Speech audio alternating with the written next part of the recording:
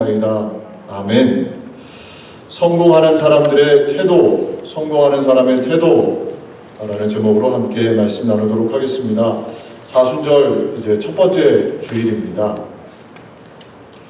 우리 교우들 모두에게 이 사순절 기간에 더욱더 하나님의 은혜와 평강이 넘치시기를 주님의 이름으로 축복을 드립니다. 아멘. 사순절 기간은 우리의 믿음을 훈련하는 기간, 예수 그리스도를 닮아 연습하는 기간이지요. 기도와 금식, 구제와 훈련, 언제든지 우리가 다양한 형태로 이 사순절 기간에 여러 모습으로 훈련을 할 수가 있습니다. 특별히 요즘은 금식에 대해서 많이 나와 있는 것 같아요. 인터넷 금식, 게임 금식, 탄소 금식, 영상물 금식, 여러 가지 실제로 금식들. 우리 교우들도 이 사순절 기간에 어찌하든지 신앙의 훈련을 결단하셔서 예수님을 더 만나고 예수님의 십자가의 그 고난의 의미와 부활의 능력을 경험하는 우리 모두가 되기를 소망합니다. 오늘 말씀, 제가 말씀을 준비하면서 어떤 사람이 성공한 사람인가, 어떤 사람이 성공한 모습일까, 이것을 질문을 갖게 됐습니다. 본인은 성공했다고 하지만 다른 사람들이 볼 때 성공하지 않은 사람들이 있고요. 또 본인은 성공한 것 같지 않은데 다른 사람들이 볼 때 성공한 사람, 진실되고 바르게 살아가는 사람들이 있지요.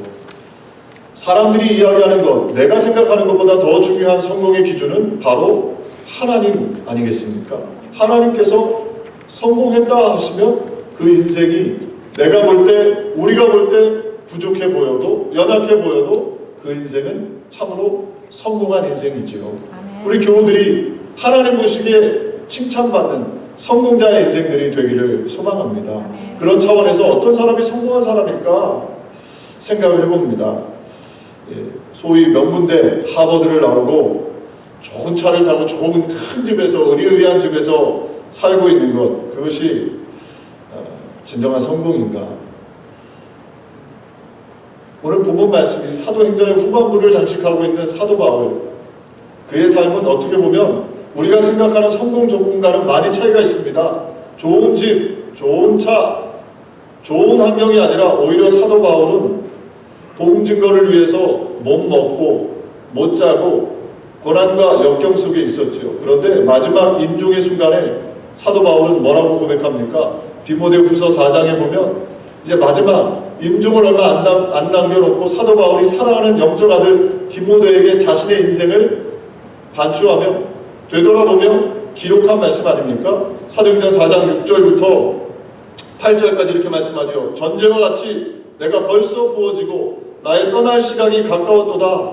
나는 선한 싸움을 싸우고 나의 달려갈 길을 마치고 믿음을 지켰으니 이제후로는 나를 위하여 의의 면류관이 예비되었으므로 주 곧 의로우신 재판장이 그날에 내게 주실 것이며 내게만 아니라 주의 나타나심을 사모하는 모든 자에게도니라. 아멘. 사도 바울은 임종, 죽음을 앞에 두고 이제 자신의 삶이 다 끝났다는 것을 깨닫고 고백합니다. 나는 선한 싸움을 싸웠습니다. 나는 달려갈 길을 마쳤습니다. 내 앞에 우리 주님께서 의의 면류관을 선물로 주실 것입니다. 얼마나 놀라운 아름다운 믿음의 고백입니까? 마지막 순간에 자신의 삶을 되돌아보며 후회하고 한숨 쉬고 내가 왜 이렇게 살았나? 내가 똑바로 살 걸, 이게 아니라요. 사도 바울은 나는 믿음의 선한 싸움을 다 달려왔습니다. 믿음을 지켰습니다. 내 앞에 이제는 우리 주님께서 칭찬과 의의 면류관을 주실 것입니다. 이런 고백을 드리는 성공자의 모습을 보이는 것이죠. 할렐루야. 우리 교우들도 모두가 다 주님 앞에 설 때 뿐만 아니라 하루하루가 나는 오늘 하루 믿음의 길을 잘 달려왔습니다. 눈 감는 이 순간 주님이 내 앞에 쓰신다 하더라도 우리 주님이 나에게 의의 면류관을 주실 것입니다. 이런 놀라운 믿음의 고백을 드릴 수 있는 하나님의 사람들 다 되시기를 주님의 이름으로 축복을 드립니다. 어떻게 사도 바울이 이런 성공자의, 진정한 성공자의 삶, 그리고 믿음의 고백을 드릴 수 있었는가, 오늘 말씀을 통해서 두 가지로 잠시 함께 살펴보길 원합니다. 첫 번째로 사도 바울은 고난과 역경을 환영하는 삶을 살았습니다. 진정으로 성공자의 삶은요, 고난과 역경을 피하는 것이 아니라 그것을 환영하고 적극적으로 고난과 역경을 맞이하는 것이지요. 고난과 역경을 좋아하는 사람이 어디 있겠습니까? 모두가 다 고난과 역경 피하고 싶지요. 그런데 사도 바울을 통해서 우리가 알 수 있는 것은 진정으로 성공자의 삶은요, 고난과 역경을 피해가는 인생이 아니라 그 앞에서 한숨 쉬고 원망하고 불평하는 사람이 아니라 고난과 역경을 적극적으로 환영하며 그 안에 하나님의 뜻, 하나님의 숨겨진 은혜가 있음을 기억하며 그것을 적극적으로 맞이하는 사람들, 그런 사람이 바로 진정한 성공자의 삶, 하나님 앞에 칭찬받는 삶이라는 것을 우리에게 보여주고 있죠. 우리 사랑하는 교우들, 이민자의 삶이 어렵잖아요. 우리 특별히 남자 교우들 이렇게 보면요, 종종 함께 만나서 교제를 나누다 보면 참 고단하게 살아간다, 그런 생각을 갖습니다. 뭐 남자분뿐만 아니라 우리 여자 교우들도 그렇죠. 아침에 일찍 일어나서 하루 내에 수고하고 애쓰고 그렇게 살아갑니다. 저도 미국에 와서 학교 다니면서 2008년도에 한 2, 3년 동안 참 정신없이 살았던 것 같아요. 학교 다닌답시고 아이들 가정을 또 책임져야 되니까 아르바이트를 하고 미국 슈퍼마켓에서 몇 개월 동안 어카운트 보조하면서 입에 단내가 나도 하루에 4시간 이렇게 잠을 잤던 시간들이 있었던 것이 되돌아봅니다. 우리 교우들, 뭐 저만 그런 것이겠습니까? 우리 교우들의 삶을 이렇게 보면 다들 애쓰고 수고하세요. 그런데 이민생활 얼마나 고단한 일, 고난, 역경이 많습니까? 이 고난과 역경을 맞이할 때 어떤 모습으로 맞이해야 되느냐, 이것이 저와 여러분을 향한 하나님의, 우리가 어떻게 하면 하나님 앞에 진정을 바로 쓰고 성공자의 삶을 살아내느냐, 이것이 달려있는 것이지요. 오늘 본문 말씀을 조금 더 살펴보면 이렇습니다. 사도 바울이 이제 1차, 2차, 3차 전도여행을 다 끝나고요, 예루살렘을 향해 나아갑니다.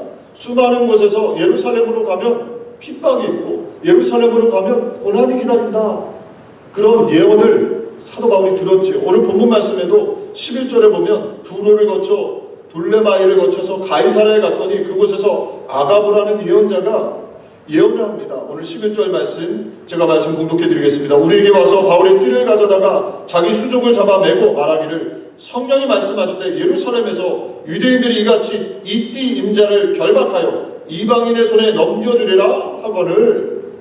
그러니까 사도 바울이 지금 예루살렘으로 가고자 하는데 그 예루살렘에 가면 어떤 일이 일어나느냐, 고난과 핍박이 기다리고 있다는 것입니다. 그러니까 그것을 알고 가십시오. 그러니까 가지 마십시오. 그렇게 얘기를 했던 것이지요. 사람들이 그 예언을 듣고 12절에 보면 우리가 그 말을 듣고 그곳 사람들과 더불어 바울에게 예루살렘으로 올라가지 말라 권하니, 사도 바울이 예루살렘에 가면 보나마나 핍박과 고난이 있는데 가지 마세요. 웬만하면 고난과 핍박을 피해 가십시오 라고 얘기했던 것이지요. 그런데 사도 바울은 그 이야기를 듣고 어떻게 했습니까? 고난과 핍박이 있으니까 예루살렘으로 가지 말아야 되겠다, 방향을 돌린 것이 아니죠. 사도 바울이 13절에 뭐라고 고백합니까? 우리 13절 말씀 합독할까요? 바울이 대답하되 여러분이 어찌하여 울어 내 마음을 상하게 하느냐? 나는 주 예수의 이름을 위하여 결박당할 뿐 아니라 예루살렘에서 죽을 것도 각오하였노라 하니. 아멘. 비록 사도 바울 예수 그리스도의 복음, 예수님을 증거하는 그 길에 핍박이 있고 죽음이 있다 할지라도 나는 고난과 역경을 피해가지 않겠습니다. 그 고난과 역경을 적극적으로 맞이해서 그 길 속에서 하나님의 영광을, 복음을 확장하는 일을 감당하겠습니다 라고 우리에게 말씀하고 있는 것이지요. 사랑하는 우리 교우들, 어찌하든지 우리의 삶 속에 역경과 고난이 있다면 그것을 피해가는 것이 아니라 역경과 고난을 향해서 믿음으로 맞이할 수 있는, 적극적으로 맞이할 수 있는, 그것을 환영하며 그 안에서 의미를 발견할 수 있는 참된 신앙인들 되시기를 주님의 이름으로 축복을 드립니다. 우리도 비슷한 마음이 있어요. 성도들처럼 사도 바울의 예루살렘에 가면 핍박이 있다는 예언을 듣고 사람들이 사도 바울을 가지 않도록 말렸던 것처럼 우리도 고난, 핍박 피해가고 싶고요, 맞이하고 싶지 않고 기왕이면 좀 편하게, 기왕이면 좋은 길로, 좋은 곳으로 그렇게 가길 원하지 않습니까? 근데 사도 바울, 참으로 성공자의 삶은 그 고난, 역경을 피해가지 않고 그것을 적극적으로 맞이했다는 것입니다. 하나님이 나를 사랑하시고 신앙생활을 잘하고 봉사를 잘하고 또 하나님 앞에 믿음으로 잘 살아가면 하나님께서 고생의 자리, 고난의 자리, 핍박의 자리를 피하게 해주실 것이다. 이렇게 생각하는 것은요, 굉장히 어린아이, 초보적인 생각입니다. 성경 어디에도 고난, 역경을 피하도록 해주시자는 말씀이 없어요. 오히려 고난과 역경을 통해서 하나님께서는 우리를 변화시키시고 고난과 역경을 통해 그것이 축복으로 바뀌어지도록 만들어 주시는 것이죠. 성경 어디에도 어떤 믿음의 인물도 고난 없이 살았던 인물이 없습니다. 모두가 다 고난과 역경을 이겨내는 사람들이 믿음의 사람들이었죠. 우리 사랑하는 교우들도 지금 고난이 있다면, 역경이 있다면 하나님 이 역경을 좀 피하게 해주십시오. 역경을 만나지 않게 해주십시오가 아니라 이 역경, 고난을 통해서 하나님의 축복을, 하나님의 은혜를, 내가 변화되는 귀한 역사를 경험하게 해주십시오 라고 기도할 수 있는 하나님의 사람들 되시기를 주님의 이름으로 축복을 드립니다. 아멘. 고생의 원인은 근데 일반적으로 보면요, 98%가 내 실수이지요. 우리의 실수 때문에 고난이 다가옵니다. 물론 사단 혹은 악한 사람을 만나서 고난 역경을 당하기도 합니다만은 또 욥처럼 특별한 경우에 하나님의 섭리가 있어서 우리에게 고난을 주시기도 합니다만은 거반 대다수의 우리에게 다가오는 고난은 우리의 실수, 우리의 연약함 때문이지요. 대부분의 경우 판단을 실수한다거나 이기심을 가진다거나 잘못된 행동을 통해서 고난과 역경이 우리에게 다가옵니다. 그러나 저와 여러분 기억해야 합니다. 그렇다 할지라도, 나의 실수로 고난이 있다 할지라도, 나의 잘못으로, 나의 이기심으로 고난을 지금 맞이한다 할지라도 그 고난은 그냥 고난으로 끝나는 것이 아니라 주 안에 있으면, 믿음으로 반응하면 그 고난이 변하여 선으로, 그 고난이 변하여 하나님의 은혜의 통로로 바뀐다는 것을 믿으시기를 주님의 이름으로 축복을 드립니다. 로마서 8장 28절에도 말씀하죠. 하나님을 사랑하는 자, 곧 그 뜻대로 부르심을 입은 자들에게는 모든 것이 합력하여 선을 이루느니라. 하나님의 뜻 가운데 받는 고난뿐만 아니라 우리의 실수로 인해서 다가오는 고난 역경도 합력하여 선을 이룬다는 것이지요. 그래서 이 고난이 지나가려면 반드시 시간이 필요합니다. 고난의 시간, 고통의 시간들이 반드시 있지요. 그 고통의 시간, 고난의 시간 동안 저와 여러분이 해야 될 일은 무엇입니까? 나를 점검하는 것입니다. 내가 정말 예수 그리스도의 모습처럼 그렇게 살아가고 있는가? 내가 정말 예수님의 마음 가지고 살아가고 있는가? 내 마음속에 세상 사람들처럼 탐욕, 이기심, 편안해지려는 마음, 남을 짓밟고서라도 올라가고자 하는 그런 마음, 잘못된 방법, 성공, 높아지려는 일방적으로 그런 마음 가지고 살아가고 있지는 않은가? 이 고난의 시간에 스스로를 되돌아보는 것이죠. 그리고 그런 마음들을 내려놓을 때 저와 여러분, 우리가 어찌하든지 예수 그리스도의 모습으로 변화되어 그때가 되면 하나님께서 우리의 삶에 은혜를, 또 새로운 길로 우리를 인도해 주시는 것입니다. 이 땅에 80년, 90년 우리를 살게 해주시는 이유는 바로 거기에 있는 것이죠. 고난을 통하여, 역경을 통하여 우리가 변화되는 것입니다. 제 말씀을 준비하면서 저도 이 말씀 가운데 깨닫는 은혜가 있어요. 고난과 역경, 많은 경우에 제 실수 때문에 다가올 때가 많아요. 그러나 그 고난의 시간, 역경의 시간 동안 원망하고 불평하고 인상 쓰고 있으면 그 고난의 시간이 길어지죠. 그러나 그 시간, 하나님의 뜻이 있구나 기억하고 스스로를 되돌아보고 스스로의 마음을 점검하고 정말 주님이 기뻐하시는 마음, 주님이 기뻐하시는 영혼 무령, 주님이 기뻐하시는 제자 삼는 일에 온 힘을 쏟으면 하나님께서 우리의 삶을 변화시키시고 저를 변화시키시고 우리의 삶에 하나님의 은혜를 부어주시는 것 아니겠습니까? 오늘도 우리 교우들이 고난이 있다면, 역경이 있다면 이 시간에 스스로를 되돌아보시기를 주님의 이름으로 축복을 드립니다. 올해로 100세를 맞이한 김형석 교수님, 살아있는 인문학 아닙니까? 제가 몇 번 이제 설교 때도 말씀을 드렸는데 교과서에나 읽었던 윤동주 시인, 그 학교 그 같은 클래스메이트였답니다. 도산 안창호 선생님, 예, 정말 까마득한 옛날 분 같은데 그분에게 직접 배움을 가졌던 선생님으로 그분께 배웠던 분이 바로 김형석 교수님. 100세를 살았습니다. 요즘 이분에 대해서 많은 조명이 있어요. 아직도 건강하게 강의를 종종 다니고, 사람들이 물어봤답니다. 어떻게 이렇게 건강하게 사실 수 있으세요? 태어나실 때 굉장히 약하게 태어났대요. 그래서 이분의 모토가 무엇이냐면 조심조심 미리미리, 평생을 조심조심 사셨대요. 그리고 미리미리 모든 일을 미리 일주일 전에 며칠 전에 다 끝내놓고 스트레스를 받지 않는데요. 어디 간다 그러면 다 준비해놓고 그 전날, 그리고 잠을 자고 그 시간 한 시간, 2시간 일찍 일어나서 약속 장소에 가고 미리미리 하니까 스트레스가 없어서 100세 동안 건강하게 사셨답니다. 이분에게 질문을 했어요. 가장 행복한 인생의 비결은 뭡니까? 뭐라고 생각하십니까? 질문했더니 이분이 이렇게, 김형석 교수님이 대답을 했습니다. 사랑 있는 고생보다 더 행복한 것은 없습니다. 애를 6명을 낳아서 키우셨는데 탈북해서 가진 게 아무것도 없었답니다.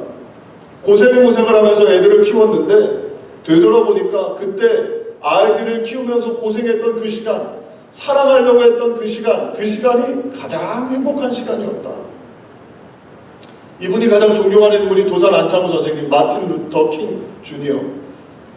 이분들은 이 도산 안창호 선생님도 그렇고 마틴 루터 킹도 우리가 잘 알고 있는 것처럼 사랑하기 위해서, 많은 사람을 사랑하기 위해서 자신의 삶을 내어드린 것이죠. 예수님, 많은 사람들을 사랑하기 위해서 자신의 삶을 내어드린, 고생이지만 오히려 그것이 가장 큰 행복이다. 이렇게 김형석 교수님이 얘기하는 것을 보면서, 들으면서 감동을 받았습니다. 저와 여러분, 우리의 삶도 마찬가지 아닙니까? 누군가를 사랑하기 위해서 고생하는 것, 누군가를 위해서 헌신하는 것, 핍박과 역경이 다가와도 하나님을 위해서 나아가는 그 길, 사도 바울은 그것이 가장 행복했고 그 길을 걸어갔을 때 가장 성공자의 삶을 살았던 것이죠. 우리 사랑하는 교우들도 어찌하든지 고난이 있으십니까? 역경이 있으십니까? 사랑을 위해서 하는 것이라면, 누군가를 위해서 하는 것이라면 그것이 놀라운 하나님의 축복과 은혜라는 것이죠. 제가 존경하는 한국의 목사님 이런 말씀을 잘해 주셨어요. 고난은 변장된 축복이다. 고난이 다가올 때 그 고난을 잘 맞이하면 축복으로 바뀐다는 것이죠. 고난은 우리에게 다가오는 축복의 밥상이다, 이런 얘기도 하셨어요. 밥상을 하나님이 차려주신다는 거죠. 그런데 고난처럼 이렇게 보이게 밥상을 차려주시는데 그걸 잘 견디면 그것이 축복의 밥상이 된다는 것입니다. 할렐루야. 우리 교우들 이민생활하면서 어렵고 힘든 고난, 역경이 있다면 지금은 고난처럼 보이죠. 그래서 힘들고 답답하고 괴롭지만 그것을 잘 감수하며 그것을 회피하는 것이 아니라, 원망하고 불평하는 것이 아니라 그것을 잘 견디며 나아가면 그것이 오히려 놀라운 축복으로, 은혜로 바뀌게 될 줄로 믿습니다. 구약에 하나님께서 이스라엘 백성들을 선민으로 부르셨죠. 그리고 애굽에서 애굽시켜 주셨습니다. 10가지 놀라운 재앙을, 기적을 일으키시면서 이스라엘 백성들을 출애굽시켜 주셨어요. 그런데 제가 성지순례를 가보니까 애굽에서 가나안 땅까지는요, 이스라엘 땅까지 들어가는 데는 얼마 안 걸려요. 실제로 한 일주일 정도밖에 걸어서 아주 짧은 거리입니다. 그런데 하나님께서 이스라엘 백성들을 몇 년 그곳을 돌리셨습니까? 40년 돌리셨어요. 하나님이 이스라엘 백성들을 사랑하지 않기 때문에 그곳에서 고생을 시킨 겁니까? 왜 40년 동안 이스라엘 백성들을 이 광야길로 인도하신 걸까요? 이 광야 가보니까요, 정말 일부 예배 때도 말씀드렸지만 낮에는 정말 더워가지고요, 생계란을 탁 깨가지고 바닥에 딱 던지면 달걀 후라이로 싹 될 정도로 뜨겁습니다. 아주 뜨거워요. 밤이 되면 언제 그랬냐는 그 기온으로 아주 추워져요. 일교차가 심합니다. 먹을 것이 없죠. 물도 없습니다. 하나님이 그런데 왜 사랑하는 이스라엘 백성들을 사랑한다 하시면서, 택하셨다 하시면서 40년 그 고난의 길을 걷게 하셨을까? 이것이 우리에게 깨닫는 바가 있습니다. 하나님이 저와 여러분을 사랑하시지 않기 때문에 고난을 주시는 것이 아닙니다. 저와 여러분을 너무너무 사랑하세요. 믿으십니까? 네. 이것이 믿어주시기를 주님의 이름으로 축복을 드립니다. 아멘. 지금 고난의 자리가 있다면 하나님 사랑하세요. 사랑하는 이 사도 바울 얼마나 많은 고난을 당했어요. 성경에 보면 그보다 더 많은 고난을 당한 사람은 없는 것 같아요. 복음 증거를 위해서 나아가는데 꽃길이어야 하는데 우리가 생각할 때 하나님을 위해서 간 거 아닙니까? 꽃길이었으면 좋겠는데 꽃길이기를 바라는데 사도 바울의 그 길은요 고난의 연속입니다. 고린도후서 11장에 보면 23절부터 계속 고난이에요. 옥에 갇히기도 하고 많이 매매 맞아서 여러 번 죽을 뻔하고 죽기 전까지 매 맞은 적이 5번, 돌에 맞아 죽을 뻔했고 배를 타고 가다가 죽을 뻔하고 강도를 만나고 거짓 형제를 만나고 잠도 못 자고 줄이고 목마르고 배고프고 교회를 위해서 잠이 안 와요. 복음 증거를 위해서 잠이 안 올 정도로 고민을 하는 사람, 그게 바로 사도 바울. 그보다 더 큰 고난을 당한 사람이 어디 있겠나 싶을 정도로 그는 복음 증거를 위해서 갔는데 고난의 연속이었습니다. 왜요? 하나님이 사도 바울을 사랑하시지 않기 때문에 그렇습니까? 그렇지 않죠. 사도 바울보다 더 사랑한 사람이 어디 있겠습니까? 하나님께서. 큰 사랑받았던 사람 아닙니까? 왜 그의 삶의 고난의 연속이었느냐? 하나님께서 사도 바울을 아름다운 모습으로 변화시키시고 사도 바울을 통해서 하나님의 역사를 크게 드러내기 위해서 그렇게 해주신 것 아닙니까? 저와 여러분의 삶에도 마찬가지지요. 지금 고난이 있다면, 역경이 있다면 하나님이 우리를 사랑하시는 거예요. 예수 닮아가라고, 더 거룩해지라고, 마음의 잘못된 생각, 욕망, 미움, 잘못된 방법으로 누군가를 짓밟고 더 높아지려고 하고 그런 마음들을 내려놓고 변화되기 위해서 하나님께서 우리를 고난의 길로 인도해 주신다는 것입니다. 사랑하는 교우들이 고난 속에 있다면 오늘 주님이 고난을 빨리 끝나게 해주십시오가 아니라 주님이 고난을 통해 뭔가 주님 뜻을 깨닫기를 원합니다. 바른 길을 가기를 원합니다. 예수의 마음 갖기를 원합니다. 그렇게 기도할 수 있는 저와 여러분 되기를 간절히 소망합니다.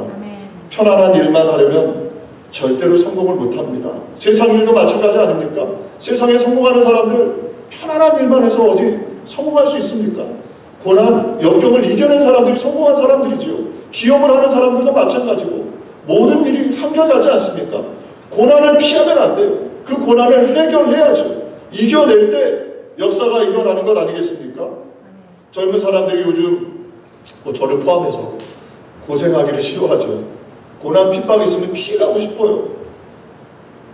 그러나 저와 여러분이 그 길을 묵묵히 걸어가면 우리 하나님이 반드시 기억하시고 복음 증거를 위해 걸어가면 아름다운 가정을 이루기 위해 걸어가면 기업체를 세워서 하나님 나라 확장을 위해서 걸어가면 그것이 이기적인 목적이 아니라면 주님을 기쁘시게 하는 것이라면 그 고난 가운데 하나님께서는 반드시 은혜를 베풀어 주시고 붙잡아 주시고 역사해 주실 줄로 믿습니다. 그런 은혜가 그런 결단이 있으시기를 주님의 이름으로 축복을 드립니다. 오늘 우리가 VIP를 결단하는 시간을 설교 후에 가지려고 하는데요. 이 전도가요 그렇잖아요. 영혼 구령하려고 하면 힘들어요. 고난이 있어요. 우리 교우들 중에도 전도하려고 우리 아이를 한 명을 데리고 오는 집사님 계시는데 아침에 일찍 가가지고 걔를 데리고 와서 픽업해가지고 교회에서 있다가 갈 때 또 데려다주고 애가 배고프면 뭘 좀 줘야 되고 아주 성가시죠. 복음을 증거하는 일에는요 고난이 따릅니다. 교회 일도 하나치면요 봉사하려고 그러면요 꼭 부딪히는 사람이 있어요. 힘들게 하는 사람이 있어요. 나만 그냥 왔다 가면 굉장히 편하죠. 그런데 그런 삶 속에 이기적인 삶 속에 하나님의 역사가 일어나겠습니까? 축복이 일어나겠습니까? 어찌하든지 하나님의 소원 가지고 복음을 증거하려고 고난에 처하고 오히려 힘든 일, 오히려 거추장스러운 일에 들어갈 때 하나님이 그것을 믿음으로 보시고 복을 주시지 않겠습니까? 우리 사랑하는 교우들이 올 한 해 그랬으면 좋겠어요. 우리 교우들이 어찌하든지 하나님의 소원을 이루어드리는 그런 마음, 내가 하나님의 소원 이루어드리겠다. 그리고 하나님이 나를 위해서 일하시는 것을 경험하겠다 하는 그런 결단이 예배 가운데 있으시기를 주님의 이름으로 축복을 드립니다. 그 나라와 그 의를 구하면 하나님이 모든 것을 채워주신다고 약속하셨죠. 말씀대로 우리가 그것을 경험할 수 있는 하나님의 사람들 되시기를 주님의 이름으로 축복을 드립니다. 아이들을 키우다 보면 여러 가지 생각을 갖게 됩니다. 어떻게 아이들을 키우는 것이 잘 키우는 것일까? 물론 좋은 대학에, 원하는 대학에, 또 좋은 직장에 들어가는 것 너무나 귀하고 소중하죠. 다 무시할 수 없습니다. 귀한 일입니다. 그러나 그것이 끝입니까? 과연 그것으로 끝났다고 할 수 있을까요? 정말로 인생 살다 보면 얼마나 어려운 일, 고난이 많습니까? 이 젊은이들이, 어린 아이들이, 우리 아이들이 이 역경과 고난을 맞았을 때 이겨낼 수 있는 길이 무엇일까요? 하나님을 만나는 것이죠. 하나님의 사랑을 내가 받고 있다 그러면 그걸 믿기만 하면 역경도 고난도 넉넉히 이겨낼 수가 있는 것입니다. 우리가 평생 아이들을 책임져 줄 수가 없잖아요. 우리 한국 부모님, 특별히 한국 엄마들은 자녀들을 향한 사랑이 극진하잖아요. 얼마나 대단합니까? 물론 아빠들도 그렇지만 모든 거 다 해주고 싶죠. 그런데 평생 그렇게 해줄 수가 없잖아요. 아이들을 제일 잘 키우는 방법이 무엇일까? 하나님의 사랑을 깨닫는 것입니다. 그러면 어려움이 다가와서 약을 먹고 극단적인 선택을 안 하죠. 하나님이 나를 사랑하시는데 어떻게 그런 일을 해요? 우리 사랑하는 교우들, 어찌하든지 우리가 자녀들을 어떻게 키워야 될까요? 공부 열심히 하는 것도 중요합니다. 그러나 그것보다 더 중요한 것이 있음을 저와 여러분이 기억하시기를 주님의 이름으로 축복을 드립니다. 적어도 주일날 하나님 앞에 예배 드릴 수 있도록 만들고 아이들이 하나님 앞에 나와 말씀 듣게 만들고 그것이 바로 우리에게 주신 사명이라는 것이지요. 그리고 더 나아가서 인간관계 속에 어려움이 있다는 것을 가르쳐줘야 합니다. 평생 좋은 사람만 만나면 좋겠는데 나를 사랑해주는 사람들만 만나면 좋겠는데 인생이 그렇지가 않잖아요. 불편한 사람들 만난단 말이죠. 그때 어떻게 대처해야 되는가? 그걸 고난, 역경을 가르쳐주는 것입니다. 그런 의미에서 교회가 가장 인간관계 훈련하기 좋은 곳인 것 같아요. 교회 와서 내 마음에 맞는 친구들도 있지만 나랑 안 맞는 친구들이 있거든요. 그럴 때 그것을 잘 이길 수 있도록 권면해 주는 것이죠. 네가 인생 살다 보면 또 다른 곳에 직장 생활할 때 또 어려운 사람 만나. 그때 지금처럼 잘 이겨내면 그때도 이겨낼 수 있어. 교회에서 그것을 가르쳐주는 것이죠. 할렐루야. 사랑하는 교회 여러분, 저와 여러분의 삶에 어찌하든지 사도 바울을 통해서 깨닫는 첫 번째는 성공하는 사람들, 진정한 성공자는요, 고난과 역경을 이겨내는 사람입니다. 우리 교우들이 그런 은혜가, 예배 가운데 그런 결단이 있으시기를 주님의 이름으로 축복을 드립니다. 두 번째로 사도 바울을 통해서 성공자의 삶, 진정한 성공자는 어떤 삶이냐? 큰 것을 위해서 작은 것을 양보하는 삶. 그것이 바로 진정한 성공자의 삶이지요. 인생을 성공적으로 살려면 큰 일을 하고 무엇인가 작은 일에도 성취감을 맛보는 사람들은 큰 일을 위해서 작은 것을 양보하는 사람들 아닙니까? 그래야 의미 있는 인생, 성취하는 인생이 될 수 있죠. 바울은 우리가 오늘 함께 말씀을 읽은 부분은 아닙니다만은 예루살렘에 도착해서 이제 선교 1, 2, 3차 선교여행을 끝내고 예루살렘 모교에 도착해서 야고보와 함께 교회 리더들을 만났습니다. 지도자들을 만나서 사도 바울이 보고합니다. 기쁨을 가지고 많은 영혼들, 이방에 하나님을 만난 사람들을 보고하면서 기쁨으로 만남을 가졌어요. 그런데 그곳에서 야고보와 예루살렘 교회 지도자들이 이야기를 합니다. 당신한테 악한 루머가, 안 좋은 루머가 지금 다 떠돌아다닌다. 그래서 교회에 복음 증거에 좀 어려움이 있는 것 같다. 그게 뭐냐면 당신이 유대 전통과 율법을 다 무시한다더라. 이런 악성 루머가 퍼졌다. 이것을 어떻게 좀 해결해야 되겠는데 지금 좋은 방법이 있다. 서원을 끝내고 정결 예식을 하려고 성전에 들어가는 사람이 있으니까 당신이 그 돈을 좀 내라. 그리고 그와 함께 들어가서 성전에서 정결 예식을 마칠 때까지 있어다오. 그런 이야기를 합니다. 오늘 21장 26절 이렇게 말씀하죠. 바울이 이 사람들을 데리고 이튿날 그들과 함께 결례를 행하고 성전에 들어가서 각 사람을 위하여 제사 드릴 때까지 결례 기간이 만기된 것을 신고하니라. 아멘. 예, 사도 바울이 어떤 사람이었습니까? 사도 바울 결단의 사람 아닙니까? 칼 같은 사람이었어요. 성격이 칼 같았습니다.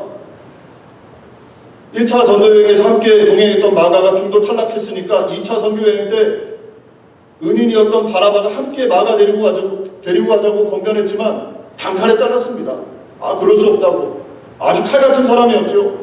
그런데 지금 사도 바울은 복음 증거라는 큰 일을 위해서 유대 전통, 유대 율법을 지키는 유대인들을 위해서, 유대 크리스찬들을 위해서 지키며 같이 그들의 의견에 쫓아가는 모습을 보게 됩니다. 이 복음에 대해서 흔들렸기 때문이 아니에요. 사도 바울이 흐리멍텅했던 것이 아닙니다. 갈라디아서 2장 16절부터 사도 바울은 분명히 복음이 무엇인지를 알았고 그것을 전했던 사람 아닙니까? 갈라디아서 2장 16절 사람이 의롭게 되는 것은 율법의 행위로 말미암음이 아니요 오직 예수 그리스도를 믿음으로 말미암는 줄 알므로 우리도 그리스도 예수를 믿나니 이는 우리가 율법의 행위로서가 아니고 그리스도를 믿음으로써 의롭다함을 얻으려 함이라. 율법의 행위로서 의롭다함을 얻을 육체가 없느니라. 아멘. 율법으로 의롭게 되는 것은 아니지만 지금 사도 바울은 유대 크리스찬들을 위해서 율법을 함께 따라가주는 큰 것을 위해서 복음 증거 하나님의 나라를 위해서 작은 것을 양보하는 모습을 보여주고 있는 것이죠. 율법으로 구원받지 못해요 라고 따지거나 싸우거나 멱살 잡거나 그랬으면 교회가 어려움을 당했겠죠. 그러나 사도 바울은 지금 큰 복음을 위하여 양보할 줄 알았던 것입니다.